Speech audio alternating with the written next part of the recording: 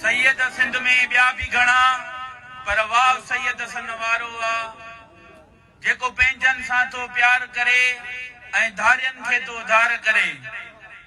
जिए सिंधु देश, जिए साईं जीएम सैयद, जिए शहीद बाबा बशीर खान कुरैशी। साथियों, अॼु मुंहिंजे रेबर साईं जीएम सैयद खे 27वीं वर्सीअ जे मौक़े ते सॼी सिंध मां क़ौमी कारकुननि खे आयलनि खे भलीकार चवां थो। सैयद जे विछोड़े खे 27 साल गुज़री चुका आहिनि पर ॾींहों ॾींहुं रहबर जो फ़िक्र पंहिंजी मंज़िल तरफ़ वधी रहियो आहे।